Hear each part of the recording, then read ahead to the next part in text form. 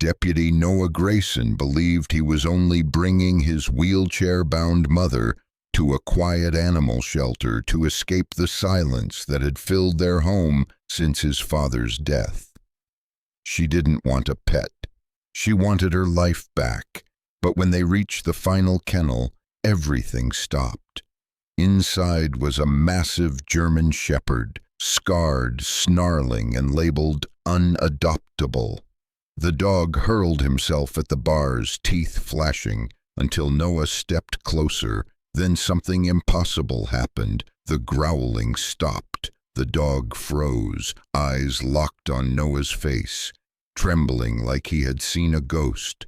Hanging from a rusted collar was a K9 training code Noah hadn't seen in years. The same partner lost in a deadly avalanche. Declared gone forever. How did this dog survive? Why was he here? And could a broken mother and a forgotten K9 heal each other when winter had taken everything else? What happens next will restore your faith in loyalty, miracles, and second chances. Before we begin, please like, subscribe, and tell us where you're watching from. Your support truly means everything to us.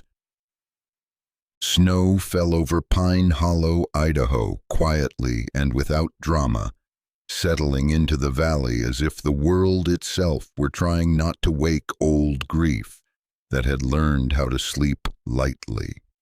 Deputy Noah Grayson, 34 years old, drove the county pickup along the narrow, whitewashed road with the practiced caution of a man who had learned that winter never forgave impatience. He was tall and broad-shouldered, built more by labor than by the gym, with a long face cut by sharp cheekbones and a jaw that looked perpetually clenched, as if he were always holding something back. His dark hair, usually trimmed regulation short, had grown slightly uneven at the temples, threaded with early gray. He pretended not to notice. A faint scar ran along his right eyebrow, left by a car door during a roadside arrest years earlier, and gave his gaze a permanent intensity that made people speak more carefully around him. Noah wasn't unkind, but grief and duty had sanded down his edges. He spoke less than he felt and listened more than he answered. On the passenger seat lay a folded wool blanket, brown and worn thin in the middle. In the truck bed, secured carefully with straps, rested a folded wheelchair, lightweight aluminum, scratched at the footrests, evidence of recent use. Noah glanced at it through the rear-view mirror more often than he checked the speedometer. His mother, Evelyn Grayson, 62, sat beside him in silence. She had once been a military field nurse, the kind who could thread an IV by flashlight and keep her voice calm while men screamed around her. That woman still existed, somewhere beneath the years. But winter had changed her. An icy fall the previous season had left her lower spine damaged, confining her to the wheelchair for long stretches. Her posture remained upright, disciplined, but her body had grown thinner, folded inward as if conserving strength. Evelyn's hair, once a deep chestnut, had faded into soft silver, cut short at the nape for practicality. Her skin was pale and weathered, marked by fine lines that came not from vanity neglected, but from time endured. Her eyes, clear blue, almost painfully alert, still missed very little, though lately they seemed to rest on things that were no longer there. She wore a heavy olive coat with a frayed collar and leather gloves she had owned longer than Noah's career. Her hands, when they rested on her lap, trembled slightly, not from age alone, but from something quieter and heavier. Her husband, Noah's father, had died less than 6 months earlier. Cancer had taken him with the slow patience of winter itself. Since then, the house on the edge of Pine Hollow had grown cavernous, every ticking clock sounding like an accusation that time was still moving when part of her had stopped. Noah cleared his throat once as the truck climbed toward the outskirts of town. "Silver Ridge isn't far," he said, keeping his tone light. "Thought we could just look." Evelyn didn't turn her head. "I don't need another animal," she replied, voice even, controlled. "I need your father back." Noah tightened his grip on the wheel. He had no answer to that, and both of them knew it. Death, in his experience, didn't bargain. The Silver Ridge Animal Shelter sat low against the trees, its long metal roof burdened with snow. A hand-painted sign leaned slightly in front, letters faded but careful, like someone still tried. Inside, warmth rushed at them, carrying the layered smells of disinfectant, damp fur, and old hay. Fluorescent lights hummed overhead, flickering just enough to make the shadows along the walls feel restless. Barking echoed through the corridor, not frantic but constant, like voices that had been practicing the same story for too long. A woman emerged from the back room, pushing a mop bucket with one foot. Dr. Claire Morgan, 38, moved with the weary efficiency of someone used to triage. She was tall, with a lean, athletic build and shoulders that carried more responsibility than sleep. Her auburn hair was pulled into a loose ponytail, strands already escaping, and faint freckles dusted her nose and cheeks. Claire's green eyes held a practiced gentleness, though the lines at their corners betrayed how often she had learned to say goodbye. Her scrubs were hidden beneath a quilted vest, and a stethoscope hung around her neck like a quiet promise she kept making to strangers. "Well," Claire said, managing a smile that warmed despite its fatigue, "anyone who comes out in weather like this either wants a dog or needs one." Noah returned the smile politely. "Just visiting. This is my mom, Evelyn." Claire's expression softened as she nodded toward Evelyn. "Welcome. We don't get many visitors who don't come looking for miracles." She paused, then added gently, "But sometimes they happen anyway." They moved down the long corridor of kennels, dogs pressed against steel bars, tails wagging, paws scraping metal, eyes bright with hope or dulled by waiting. Noah slowed at times, murmuring soft greetings, but Evelyn kept her gaze forward, jaw set, as if afraid that meeting any of those eyes would require something she could not give. At the very end of the hall, Claire stopped. The noise seemed to pull inward here, like the air before a storm. "This one," she said quietly, "hasn't been easy." The kennel was larger than the others. Inside stood a German shepherd, massive and tense, his coat a tangled mix of charcoal, black, and weathered gray. He was older, Noah guessed 7 or 8, with scars mapped across his body like stories he didn't tell. One ear bore a jagged notch, and a pale line ran along his chest, where fur refused to grow back.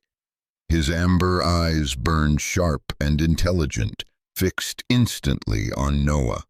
When he lunged, the impact rattled the bars, a low growl rolling from his chest, deep and thunderous, not wild but deliberate. A rusted collar hung loosely around his neck. On it, scratched and nearly worn smooth, was a single name, Rook.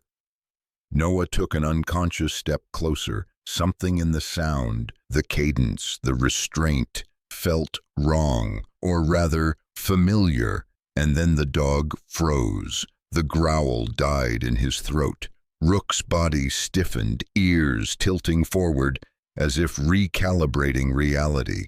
His gaze locked onto Noah's face with sudden intensity, pupils narrowing. For a long second, nothing moved. The hallway noise seemed to recede, swallowed by the space between man and dog. Evelyn's fingers tightened on the armrest of her wheelchair. Her breath caught. She had seen aggression before, true senseless violence, but this wasn't it. What stared back at her from behind those amber eyes was recognition tangled with pain, grief, wearing teeth because it didn't know what else to do. Claire frowned softly. "That's new," she murmured. "He hasn't stopped like that for anyone." Noah crouched slightly, heart pounding. "Easy," he said, voice low, steady, the way he used to speak into a radio when things went wrong. "It's okay." Rook didn't advance. He didn't retreat. He simply stood there, trembling almost imperceptibly, as if something buried deep inside him had just stirred and didn't yet know whether to wake or hide. Outside, snow continued to fall, patient and unrelenting, layering the valley in white. It fell on roads and roofs and memories alike, as though the sky itself were holding its breath, waiting to see whether this meeting, this impossible pause, would become a beginning or another quiet loss. Noah recognized the collar not because of the name Rook, but because of what was carved into the inside of the rusted metal, a faded K9 training code he had once memorized without thinking, the kind of number that lodged itself in muscle memory and refused to leave. He didn't touch it at first. He simply stared, breath shallow, as if the air inside the shelter had thinned without warning. 2 winters ago, a mountain patrol had vanished under an avalanche along Granite Pass. The official report read clinical and final. 1 deputy deceased, 1 K9 missing, presumed lost. Noah had stood at the edge of the search zone until his boots froze through, listening to radios hiss with static and hope evaporate by the hour. When the call came to suspend recovery, he had nodded like a good officer, then buried the sound of it beneath overtime shifts and sleepless nights. Seeing that code now felt like pulling a blade halfway out of old wood, enough to bleed, not enough to heal. Claire Morgan watched his face carefully. Years of shelter work had taught her how recognition moved through people. First disbelief, then fear, then the quiet panic that came when my memory refused to stay buried. She leaned against the kennel door, arms crossed loosely over her vest. Up close, the lines of exhaustion around her eyes were clearer, etched by long nights and too many animals that hadn't made it. "He came in last spring," she said, voice measured. "A hunter found him about 15 miles north of here. Snowmelt season. He was skeletal, limping and half feral, wouldn't let anyone close, especially men." She paused, glancing at Rook, who stood rigid but silent. "We sedated him once to treat an infected wound. After that, we stopped trying to force anything. He reacts badly to metal sounds, fuel smells, radios, and uniforms." Noah exhaled slowly. "He was trained to search avalanche debris," he said. "Sirens, radios, machinery, it was his world." He swallowed, until it wasn't. Evelyn listened without interrupting. From her wheelchair, she studied the dog the way she used to study patients in triage, not with sentiment but with assessment. Rook's posture told her more than his scars. Weight shifted forward, muscles coiled, not to attack, but to flee if cornered. Survival, not aggression. She had seen that stance on 19-year-old soldiers with rifles shaking in their hands. She had seen it in mirrors since her husband died. When Claire hesitated again, Evelyn spoke, her voice abrupt and roughened by disuse. If he's broken, she said, so am I, and I'm still standing. The words landed harder than Evelyn intended. Noah turned toward her, startled, seeing not the fragile woman Winter had narrowed, but the field nurse who once barked orders through mortar fire. For a moment he saw his mother as she had been, spine straight, eyes sharp, refusing to collapse even when the ground did. Claire nodded slowly, something like relief passing through her face. "I won't lie to you," she said. "This won't be easy. He's not a pet. He's a war that didn't end when it should have." Noah signed the foster paperwork with a hand that barely trembled. 30 days. Evaluation required. Immediate return if safety was compromised. He read every line twice, not because he didn't understand, but because committing to it felt like reopening a door he had welded shut. When Claire unlocked the kennel, Rook didn't bolt. He stepped out cautiously, head lowered, tail stiff but not tucked. His paws touched the concrete as if it might collapse beneath him. Noah clipped on a new leash, careful, deliberate. Rook flinched at the metallic click, then steadied when Noah's hand didn't yank or rush. Outside, snow had softened into fine mist, clinging to coats and eyelashes alike. The drive home passed in a silence that felt sharp enough to cut. The pickup moved smoothly along the road, tires hissing against wet slush. Noah kept one hand on the wheel, the other resting loosely near the leash, ready but not gripping. In the rearview mirror, Rook sat rigid in the back seat, eyes tracking every curve of the road. Evelyn watched him too, her reflection faint beside his. Their gazes met once, held, then settled into something quieter. There was no affection in it yet, only recognition, as if both understood what it meant to be carried forward by momentum when you would have preferred to stop. Evelyn's house stood at the edge of Pine Hollow, a low timber structure with a sagging porch and wind chimes that hadn't been touched since her husband's funeral. Noah unfolded the wheelchair with practiced care, the metal joints clicking softly. Rook stiffened at the sound, but didn't growl. He simply watched, ears twitching, cataloging threats that never came. Inside, the house smelled faintly of pine cleaner and cold air trapped in wood. Evelyn's late husband still seemed present in the details, the coat on the hook, the boots by the door. Rook paused at the threshold, nose working, then stepped inside like a soldier entering unfamiliar shelter. That night the house creaked and settled around them. Rook lay near the front door, refusing the blanket Noah offered, eyes half open. Evelyn remained in the living room, wheelchair angled toward the darkened window. She hadn't spoken much since arriving home. Noah pretended to check messages on his phone, but his attention kept drifting to the space between them, the dog and the woman, both waiting for something neither could name. When a branch snapped under the weight of ice outside, Rook's body went taut, breath hitching. The sound wasn't loud, but it carried the wrong shape. Metal followed, a loose gutter rattling in the wind. Rook surged, scrambling against the wall, nails skidding on hardwood. His breath came fast, shallow, eyes blown wide as if the room had become a canyon filling with white. "No, no," Noah said, softly, rising too fast. He stopped himself, lowering his hands, remembering training that didn't come from manuals. But before he could reach the dog, Evelyn rolled forward, the wheelchair's rubber tires whispered over the floor. She didn't rush. She didn't speak at first.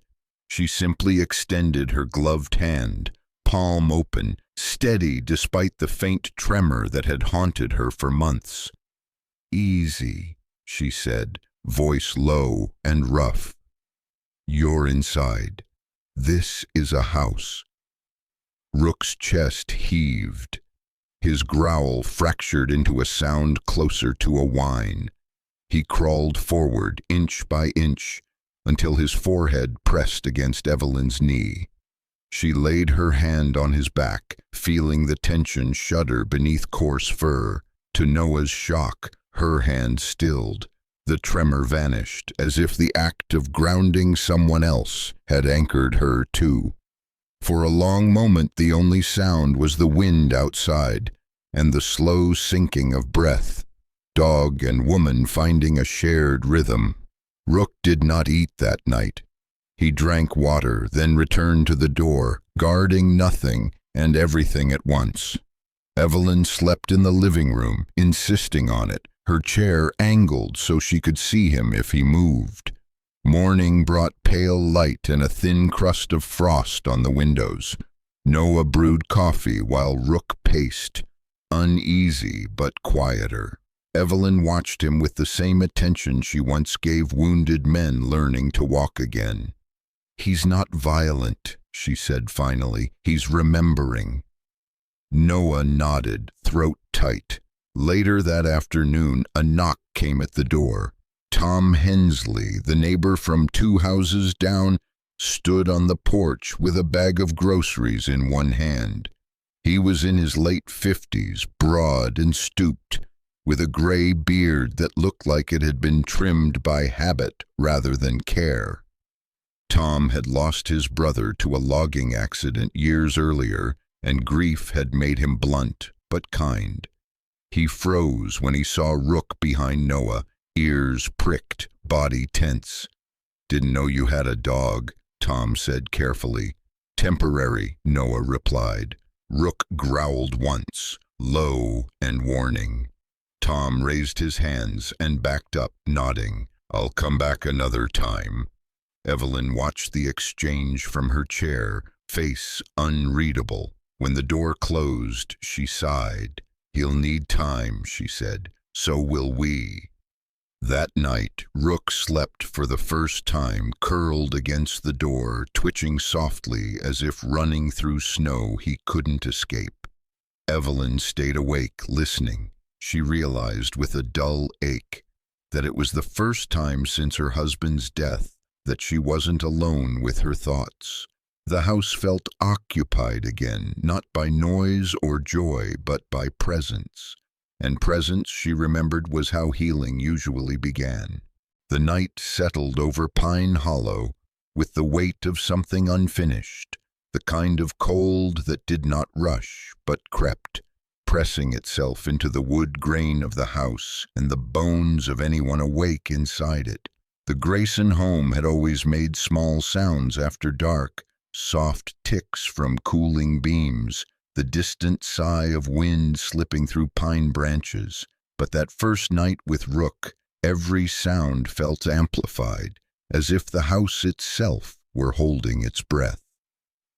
Snow slid quietly from the roof in thin sheets. Somewhere far off, an owl called once and fell silent. Rook lay stretched along the inside of the front door, his body angled outward, massive shoulders blocking the threshold, as though the night itself might try to come in uninvited. Even at rest he was alert, amber eyes half open, ears twitching at every shift of air. His coat, coarse and uneven with old scars, caught the dim lamplight, revealing how much muscle still lived beneath the wear of survival. He did not relax the way domestic dogs did. He guarded because guarding had once kept people alive. Evelyn remained in the living room, refusing Noah's suggestion that she sleep in her bedroom. Her wheelchair was positioned near the fireplace, though no fire burned. She sat wrapped in a thick blanket, posture straight despite the ache in her spine. In the glow of the single lamp, her face looked carved rather than aged, lines sharp, eyes clear and awake. Sleep had avoided her for months, and tonight it stayed even farther away. She watched Rook the way she once watched wounded soldiers in field tents, quietly, constantly, waiting for the moment when everything went wrong. Noah pretended to read a report on his phone, though the screen stayed frozen on the same paragraph. He sat on the couch, elbows on knees, shoulders hunched forward, in a posture that mirrored the dog's vigilance. He hadn't taken off his boots. Some part of him didn't want to settle, didn't trust the night enough to remove armor. The sound came just after midnight.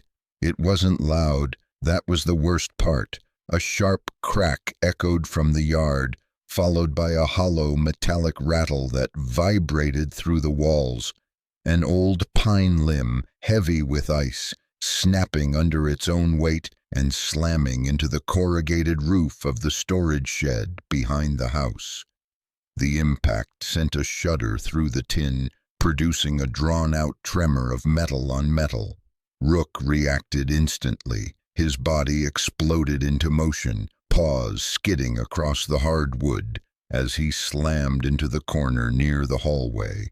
His breathing turned ragged, chest heaving as if he were running uphill through deep snow. His eyes went wide, unfocused, reflecting not the living room, but something vast and white and collapsing.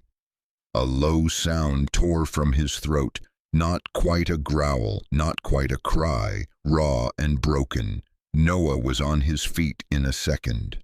"Rook," he said, forcing his voice down, steadying it the way he'd learned to do over the radio during pile-ups and domestic calls. "Hey, it's okay, you're safe." But Rook couldn't hear him. His claws scraped uselessly against the wall as if he were trying to climb out of memory itself. The air filled with the sharp smell of fear. Noah took a step closer, then stopped himself. He remembered the shelter, Claire's warning, the way forcing closeness could shatter what little trust existed. He lowered his hands, breathing slow, grounding himself before trying to ground anyone else. Then the sound of rubber wheels rolled softly across the floor. Evelyn moved forward. She didn't rush. Her movements were deliberate, economical, the way they had been when she was younger, and chaos demanded clarity. She stopped a few feet from Rook and waited until his frantic eyes flickered toward her. Slowly, she removed one glove. Her hand looked older without it, veins visible beneath thin skin, fingers marked by time, but it was steady as she extended it, palm open, not reaching for him, simply offering space. "Easy," she said, her voice low and hoarse, shaped by nights of silence. "Easy, soldier." The word landed. Rook froze mid-tremor, his ears tilted forward, catching not the sound, but the tone. Evelyn had used that voice before, thousands of times, speaking to men who were bleeding out or shaking from shock, to boys who hadn't been boys for very long. It carried authority without threat, compassion without pity. "There's no mountain," she continued softly, "no snow coming down, just walls, just a house." Rook's breathing stuttered, his massive body lowered inch by inch until he crawled forward on his elbows, closing the distance like someone crossing open ground under fire. When his forehead pressed against Evelyn's knee, the tremor returned, but softer now, contained.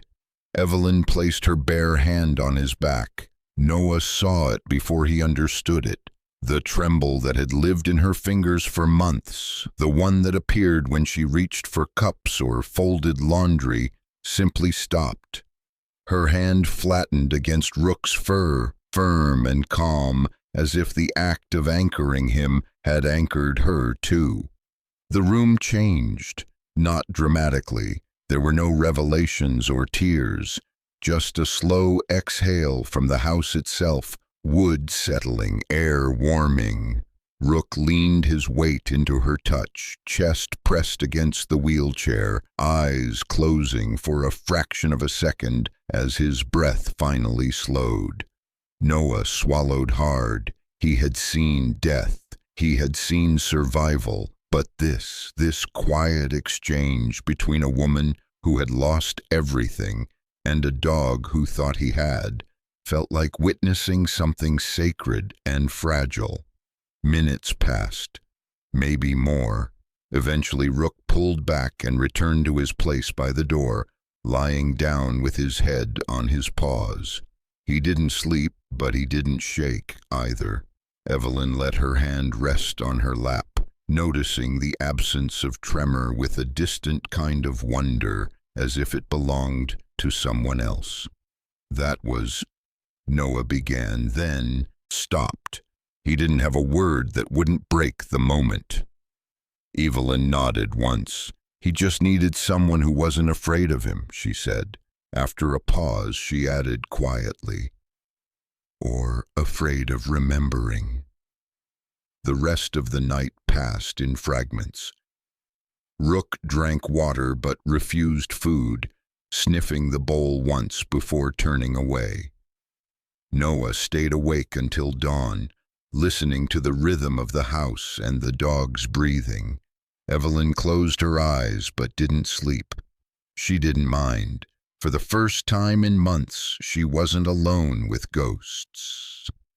Morning came pale and hesitant, light filtering through frost-laced windows. The storm had moved on, leaving behind a world glazed in white. Noah brewed coffee while Rook paced the perimeter of the living room, alert but calmer. When Evelyn reached for her mug, her hand remained steady. She noticed it only when the cup didn't rattle against the saucer. Later that day, as Noah stepped outside to check the shed for damage, a familiar figure approached along the driveway. Martha Bell, the postal carrier, waved from the road.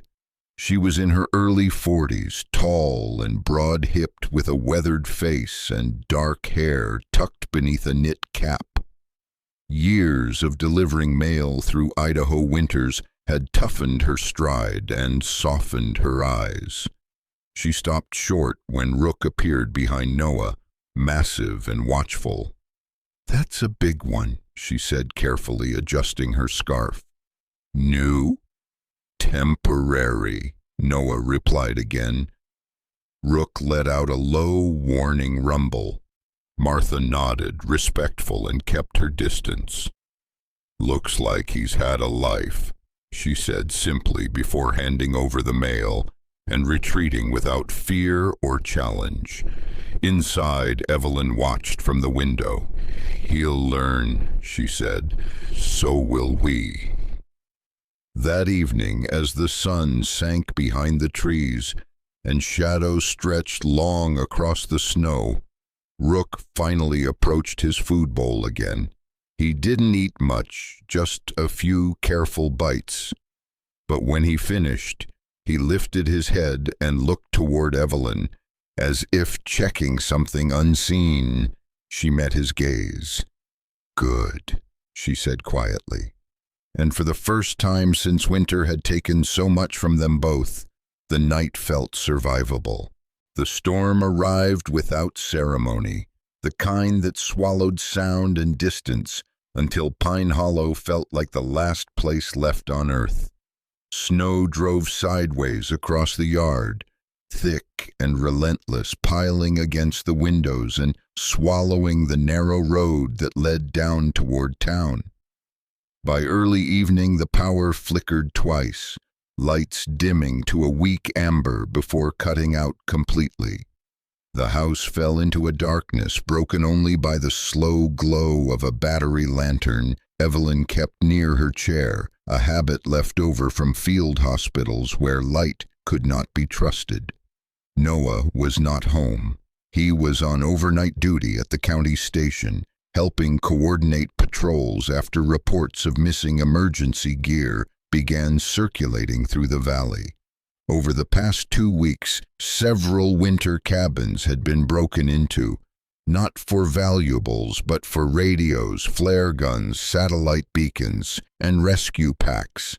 In a place where snow could erase roads in minutes, that kind of theft wasn't petty crime, it was dangerous.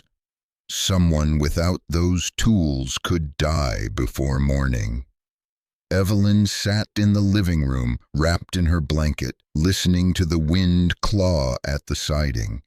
Her posture was straight despite the ache in her spine, shoulders squared as if bracing against more than cold. She had lived long enough to recognize the sound of trouble approaching, even when it hid behind weather. Rook paced near the windows, movements controlled and purposeful. His massive frame cut a dark shape through the room, shoulders rolling with quiet power. Since the night of the metal crack, something in him had shifted, not healed, not erased, but reorganized. The panic was still there, buried deep, but it no longer owned him. He paused at the back door, nose lifting as the wind forced new scents through the cracks. Snow, pine sap, and beneath it all, human. His ears snapped forward. Outside, a shadow moved along the fence line, low and careful. The figure wore a dark parka crusted with ice, hood pulled tight, face hidden behind a scarf. He moved with the caution of someone who knew he had little time and fewer chances.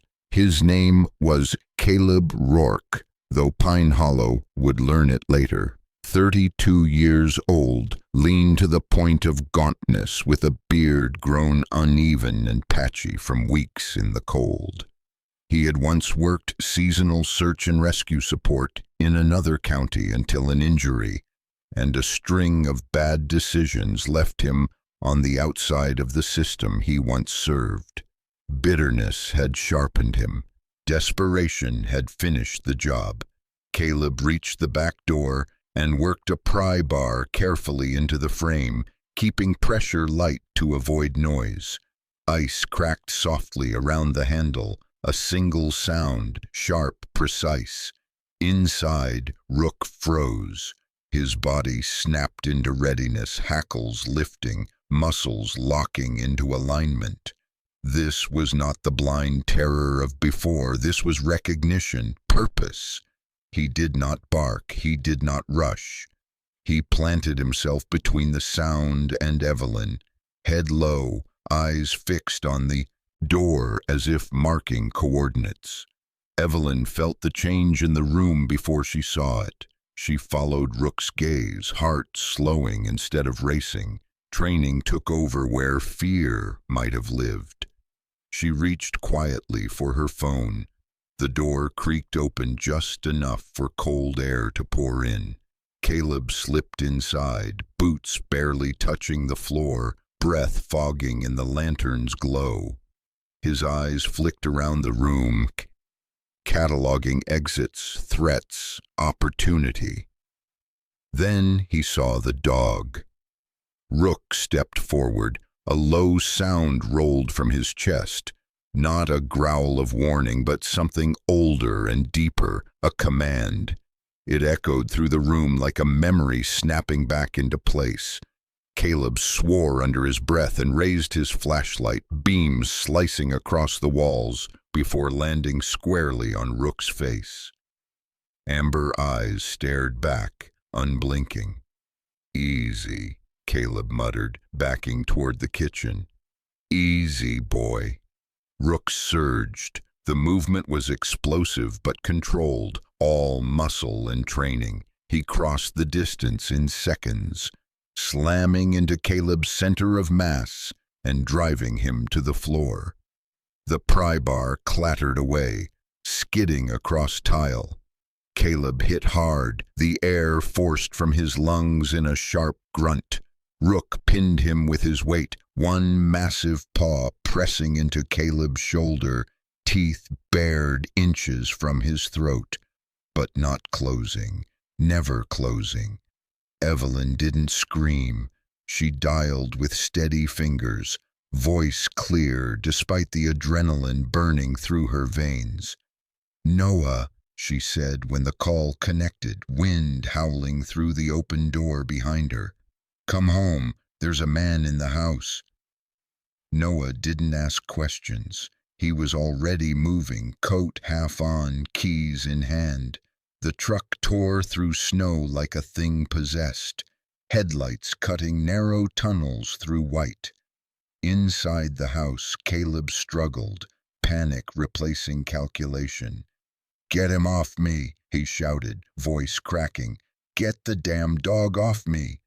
Rook adjusted his weight, growling once, short, sharp, enough to stop the movement. Evelyn wheeled closer, positioning herself where she could see both man and dog. Her face was pale but composed, eyes bright in the lantern light. "Don't fight him," she said calmly. "He's trained. You'll only make it worse." Caleb stared at her, shock cutting through fear. "Trained?" Rook's chest expanded as he drew breath, and then he barked. The sound was enormous, full-throated, alive. It filled the house, vibrating through walls and bones alike. It was the bark of a working dog reclaiming his voice, not in panic, not in confusion, but in certainty. Evelyn felt it in her chest, like a struck bell. Tears burned unexpectedly at the corners of her eyes. By the time Noah burst through the front door, snow caked to his boots and jacket. The scene was frozen in place. Rook holding the intruder down with flawless restraint, Evelyn upright and unbroken, lantern casting hard shadows that made the room look like a memory burned into film. "Noah," Evelyn said evenly, "he's under control." Noah moved fast, weapon drawn, but lowered when he saw Rook's posture. He cuffed Caleb without resistance, hauling him upright. "You picked the wrong house," he said quietly, anger sharpened by relief. Caleb laughed once, breathless and bitter. "Guess I did." When the door finally closed behind the patrol unit that came to collect him, the storm outside seemed smaller, quieter. Rook stood in the living room, sides heaving, eyes tracking Noah as if awaiting the next command. Noah knelt in front of him, pressing his forehead briefly against Rook's massive skull. "Good boy," he whispered, voice thick. "You did perfect." Rook leaned into the touch, tail giving a single heavy thump against the floor. Evelyn watched them, hands resting calmly in her lap. She felt taller somehow, straighter, as if a version of herself she thought lost had stepped back into alignment. Later, as dawn crept pale and tentative across the snow, Rook finally lay down near Evelyn's chair, head resting against the wheel. Outside, the storm moved on, leaving the valley scarred but standing. And inside the Grayson home, a bark that had been buried under snow and silence had found its way back into the world. The invitation arrived 3 days after the storm, folded neatly inside a plain white envelope bearing the county seal, its edges still crisp, as if the paper itself hadn't yet learned how heavy the words inside would be. Noah stood at the kitchen counter, turning it over in his hands, feeling the faint tremor in his fingers that had nothing to do with cold. Winter Search and Rescue Memorial, Granite Pass. The date sat quietly beneath the heading, patient and unavoidable. Granite Pass was only 40 miles from Pine Hollow, but memory shortened distances. For Noah, it might as well have been yesterday. He could still smell the fuel and wet pine, still hear the radios cutting in and out as the mountain swallowed sound. Fear wasn't what tightened his chest now. Fear was loud. This was heavier. This was remembering who hadn't come back. Evelyn noticed the letter without asking. She sat near the window, the same olive coat folded across her lap, silver hair catching the pale morning light. Since the night of the break-in, she carried herself differently, spine straighter, movements more deliberate, as if some internal alignment had quietly corrected itself. Rook lay at her feet, head resting against the wheel of her chair, eyes following Noah with an attentiveness that was no longer anxious but aware. Evelyn read the invitation once Noah handed it to her, lips pressing together in a thin line. When she looked up, there was no softness in her gaze, only clarity. "If that dog can go back," she said lightly, almost teasing, "then my son can stop pretending he's still buried there." Noah huffed out a breath that might have been a laugh if it hadn't caught halfway. He knelt beside Rook, running a hand along the dog's broad neck, feeling the familiar strength beneath scarred fur. "You up for it, partner?" he murmured. Rook didn't wag his tail. He lifted his head and met Noah's eyes, steady and unflinching. It was answer enough. They left before dawn on the day of the memorial. Snow clung thinly to the road, more suggestion than obstacle, and the sky was a dull gray that flattened color into shape and shadow. Granite Pass rose ahead like a long-held breath, pines dark and solemn, rock faces glazed with ice. Evelyn sat in the passenger seat this time, refusing the wheelchair until they arrived. She wore a wool scarf tucked neatly into her coat, hands gloved but relaxed. Noah drove in silence, shoulders tight but controlled. In the back, Rook sat upright, eyes fixed forward, ears pricked as if the mountain itself were speaking. The memorial site lay in a wide clearing carved into the slope, marked by a low stone wall and a single metal plaque etched with names. Vehicles were already lined along the edge: county trucks, snowmobiles, a handful of civilian cars. People stood in small clusters, breath fogging the air, voices subdued. Some wore uniforms, others heavy parkas with faded unit patches sewn on by hands that remembered. Chief Harold Weller, a tall man in his late 50s with iron-gray hair and a face cut deep by years of weather and command, greeted Noah with a firm nod. Weller had led the recovery effort 2 winters ago. He was known for being unyielding in the field and painfully gentle afterward. "Didn't think you'd come," he said quietly. Noah shrugged, eyes drifting toward the plaque. "Didn't think I wouldn't." Evelyn maneuvered her wheelchair into position near the front, accepting help only when it was offered without insistence.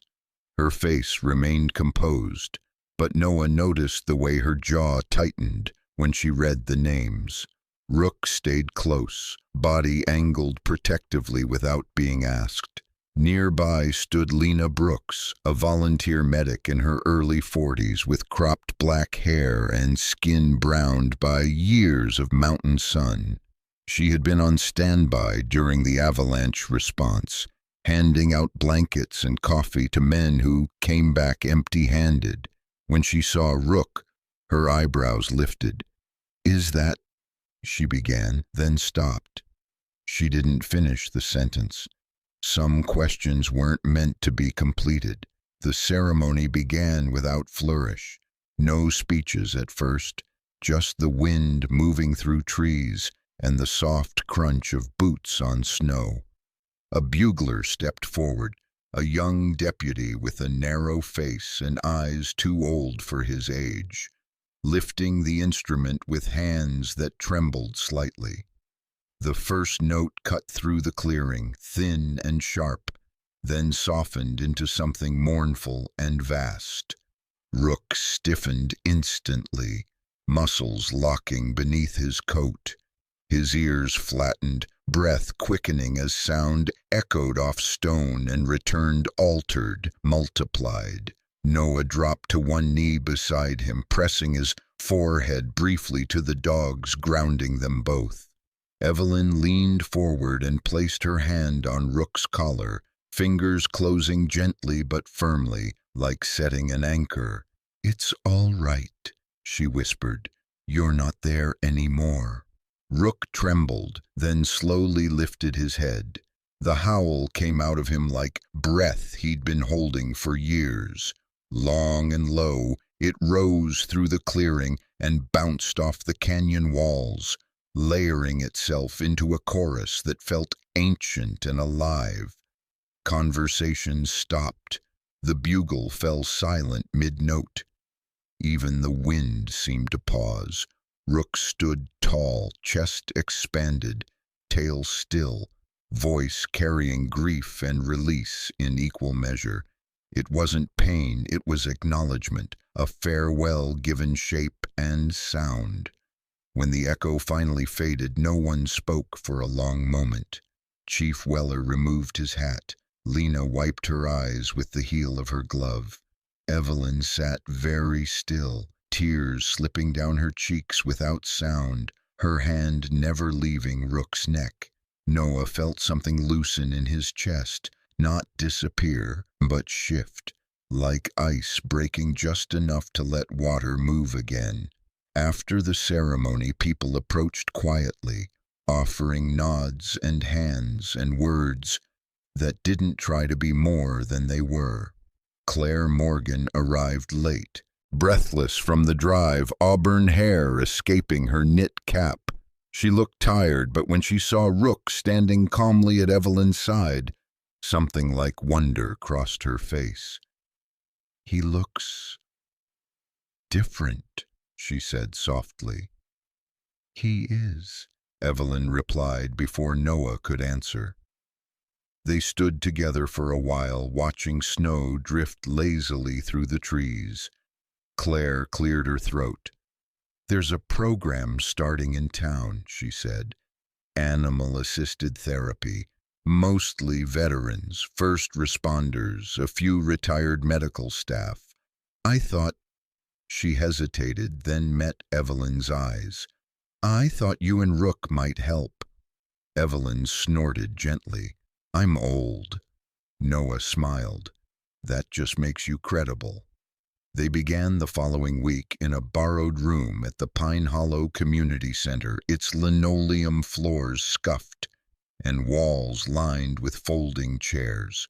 On the first day, 6 people showed up. They came slowly, cautiously, like animals themselves learning a new space. Martin Hale, a former snowplow operator in his 60s, with a stooped back and hands permanently swollen from arthritis, sat closest to the door. Rebecca Quinn, a thin woman with pale skin and auburn hair pulled into a tight braid, kept her coat on the entire time, eyes fixed on the floor. Rook lay in the center of the room, calm and watchful, his presence heavy but reassuring. Evelyn spoke first, not about war, not about loss. She told a small story about learning to stitch in poor light and trusting muscle memory when sight failed. Someone laughed quietly. Someone else nodded. Rook lifted his head and rested it against Martin's knee. Martin's hands shook as they touched fur, then steadied. Rebecca eventually reached out too, fingers brushing Rook's ear, with reverence, tears dripping silently onto her sleeves. No one rushed her. No one needed to. Weeks passed. The room filled. Stories grew longer. Laughter appeared where silence once sat. Rook learned to move toward the quietest person, the one whose breathing went shallow, or whose hands curled inward. Evelyn learned that helping others stand didn't diminish her own grief. It gave it somewhere to rest. Snow continued to fall in Pine Hollow because winter still had its say. but it no longer felt like an ending. It felt like a blank page.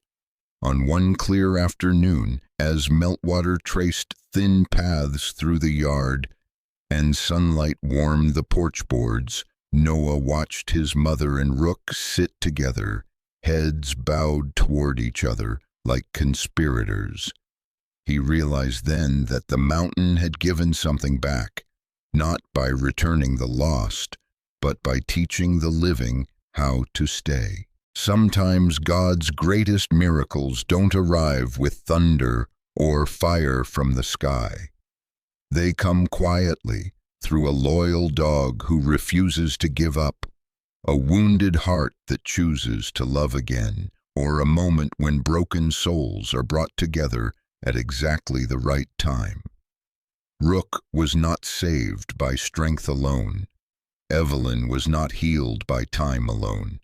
They were placed in each other's lives by a God who works through ordinary moments to create extraordinary healing.